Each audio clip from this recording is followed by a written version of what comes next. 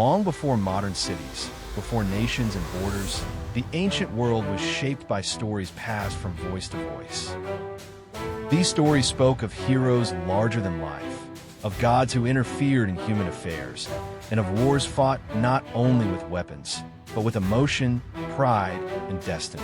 Among all these stories, one stands above the rest. A war so powerful that it survived thousands of years, crossing from poetry into history, from legend into reality. This was the Trojan War. Troy was not just a city. It was a symbol of strength, wealth, and confidence. Its walls were said to be unbreakable. Its people believed their city would stand forever. But history teaches us one lesson again and again. No city is truly invincible. The ancient world was divided into powerful city-states. Each had its own ruler, its own army, and its own sense of pride. These cities competed for power, trade, and influence. Life revolved around honor. A man's name mattered more than his possessions. To be remembered was the highest reward. To be forgotten was the greatest punishment. The gods were believed to watch everything. People prayed before travel, before war, even before simple decisions. The line between human and divine was thin, and many believed the gods shaped every outcome.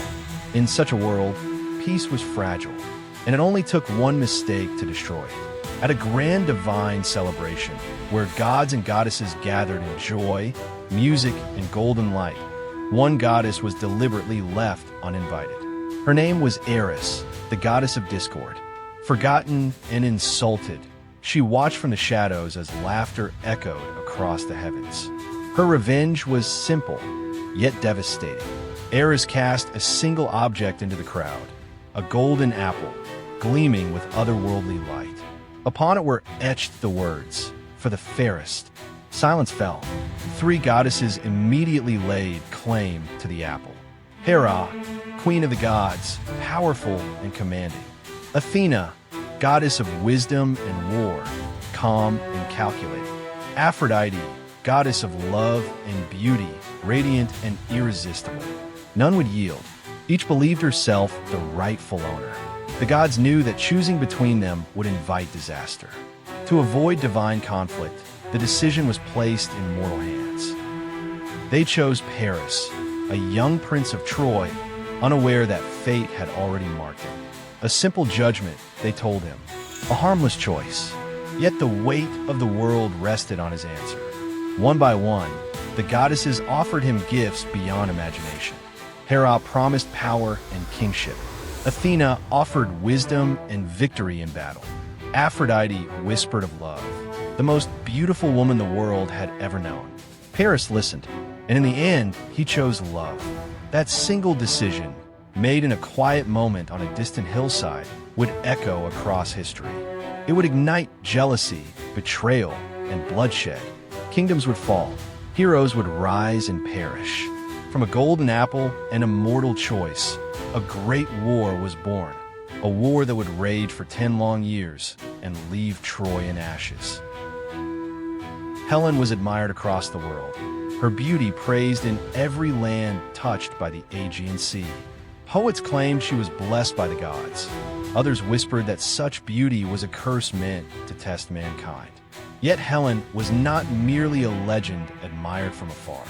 She was a queen of Sparta, a woman bound by duty, honor, and marriage to Menelaus, a powerful king and respected leader among the Greeks. Her life was shaped not by choice alone, but by responsibility to her husband, her people, and the fragile balance of peace between kingdoms. When Paris, Prince of Troy, arrived in Sparta, he came under the protection of sacred law. He was welcomed as a guest, treated with generosity and trust. For hospitality was a bond no civilized ruler dared to break. Feasts were held in his honor. Gold was exchanged. Stories were shared by firelight. Within Menelaus's palace, Paris walked freely, enjoying the kindness of those who saw him as friend, not threat. But beneath the surface of courtesy, temptation took root. Desire grew where loyalty should have stood unshaken. Paris, blinded by passion and the promises of the gods, forgot the meaning of honor. And Helen, caught between fate and longing, stood at the center of a choice that would echo through history. When the time came for Paris to leave Sparta, his departure was quiet, but its consequences were thunderous. Helen went with him, whether she was persuaded, deceived, or driven by forces beyond mortal control. No single truth would ever be agreed upon. The harbor watched in silence as Trojan ships vanished beyond the horizon, carrying with them a queen and the spark of destruction.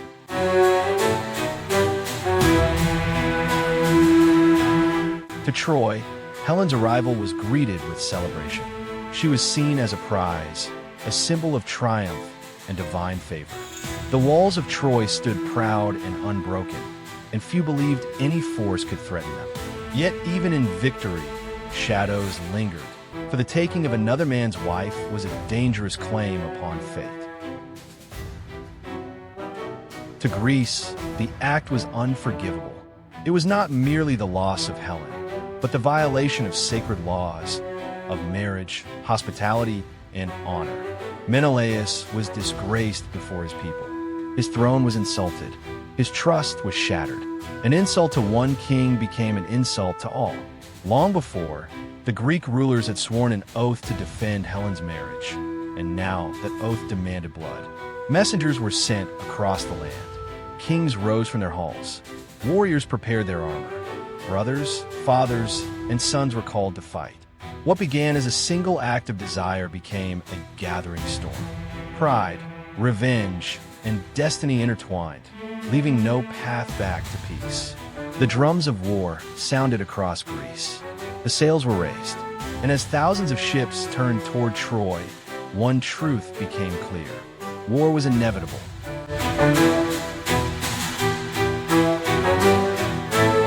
Across the Greek world, the call to war spread like wildfire. Messengers crossed mountains and seas, carrying the same message to every king, every ruler, every warrior of influence. An oath, sworn long ago, was being called upon, an oath that bound the Greek leaders together in defense of honor. Old enemies stood face to face. Men who had once battled each other now shared the same purpose. Past grudges were not forgotten, but they were set aside. Pride demanded unity. Harbors filled with activity. Trees were cut and shaped into ships. Blacksmiths worked day and night, forging armor and weapons. Spears were stacked. Shields were painted. The sound of preparation echoed across the land. This was not simply a mission to retrieve a queen. It was a declaration to the world. A declaration that no insult would go unanswered, that no betrayal would be forgiven, that Greek honor would be restored, no matter the cost. Thousands of soldiers gathered at the shore. Hundreds of ships filled the horizon, their sails ready to catch the wind. Each man carried his own reason for going to war: revenge, loyalty, duty, or the promise of glory. And among them all stood one warrior whose presence alone inspired fear and confidence. Achilles. Achilles was more than a soldier. He was spoken of in whispers, even among allies. Faster than any man, stronger than most. Some believed he was protected by the gods themselves. From a young age, Achilles knew his destiny was different. He was told that fate had given him a choice. He could live a long, peaceful life, grow old, raise a family, and fade quietly into history. Or he could live briefly and be remembered forever. Achilles chose the path of glory. On the battlefield, he was unstoppable. His presence shifted the balance of war. Enemies fled at the sound of his name. But greatness carried a dangerous flaw: pride. When Achilles felt dishonored by his own commanders, his rage outweighed his loyalty. He withdrew from the fighting, refusing to lift his weapon. Without him, the Greek army suffered. Battles that once ended in victory turned into defeats. Confidence faded. Soldiers questioned their cause. The war dragged on, season after season, year after year, all because one man's pride outweighed an entire army's need. Within the walls of Troy stood Hector, He was not just a prince. He was the city's shield. Hector did not fight for songs or stories. He fought because someone had to stand between Troy and destruction. As a general, he led by example. As a son, a husband, and a father, he carried the weight of what he stood to lose. Every time Hector walked through Troy's gates toward battle, he knew it might be the last time his family would see him. Yet he went anyway. He understood something many warriors did not. That war does not end when a battle is won. That victory still leaves grief behind. That even the strongest cities bleed. Hector fought not because he wanted war, but because war had come to him. When Achilles finally returned to the battlefield, the war changed instantly. Hope surged through the Greek army. Fear spread through Troy. Achilles no longer fought for honor alone. He fought with rage, with grief, with something darker driving his strength.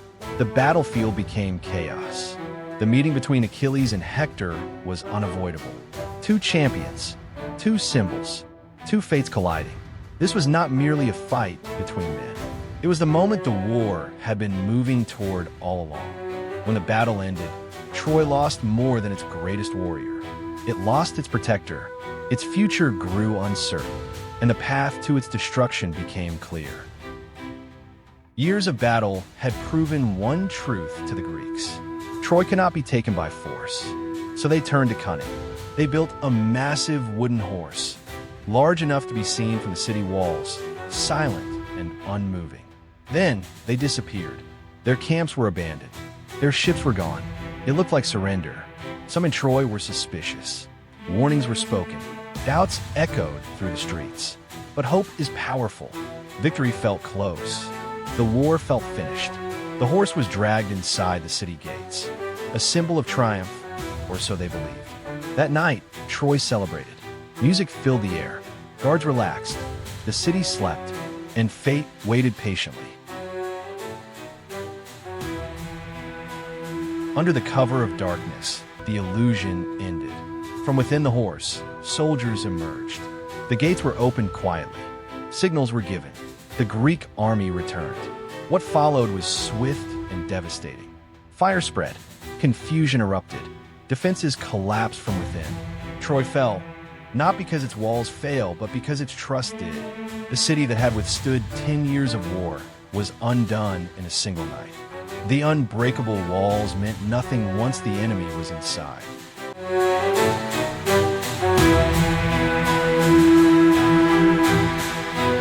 Today, Troy lies in silence. Its stones are broken, its towers are gone, but its story endures.